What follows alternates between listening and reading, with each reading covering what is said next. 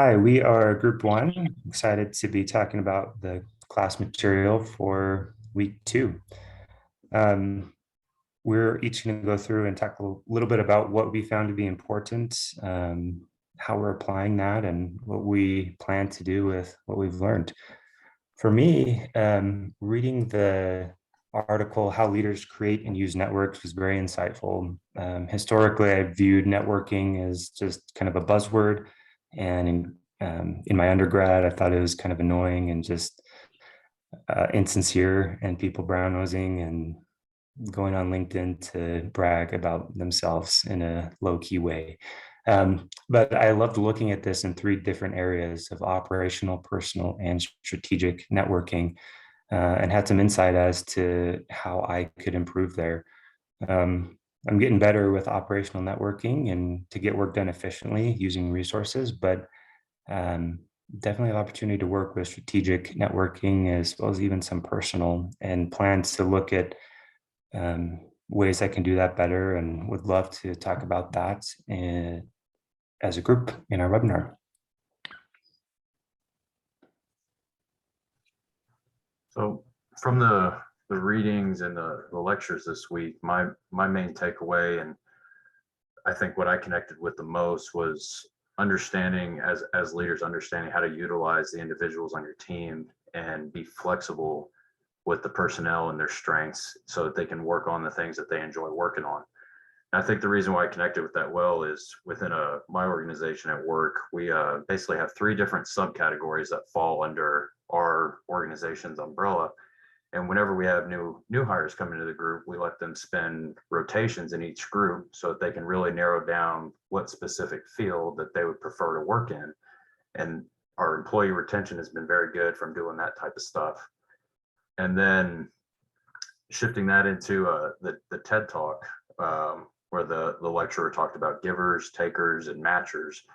And one of the things that I found to be interesting was that the givers were on both extremes of high and low performances. And the reason for that could come from a variety of things. I just found that interesting. And as far as why these are important, it's just important to connect your personnel to what they enjoy working on and let them work on the things that they feel they're strong with. Perfect. For me, I found kind of the self-awareness and the mindset really insightful, just for me as an employee as well. What are my strengths and weaknesses? Is it worth for me to deep dive into my weaknesses and really try and hone in on them, or should I play more to my strengths? And kind of going through this, it's more of like, I think it's important to also recognize your weaknesses and strengths, but also make sure that you're focused on your strengths and how can you improve them and what works for you, and also finding jobs that tailor to those as well. Going into like being a manager, I think really going into, instead of designing the job around what you need, rather find people that have certain strengths and then tailor a job around them. So that way it's both the company and the person are going to be successful. Great. And something that was interesting to me this week was the talent versus the mindset. I've always thought that the mindset was more important than the talent. I think that's because I've always felt that if I work hard enough at something that I can get to it. It ties into Malcolm Gladwell's Outliers book. Something that was interesting was that through the webinar or through the lectures, they were talking about a golfer who quit his job and tried to dedicate 10,000 hours to becoming the best golfer, and he wasn't able to. So I think it's really a mixture between talent and mindset.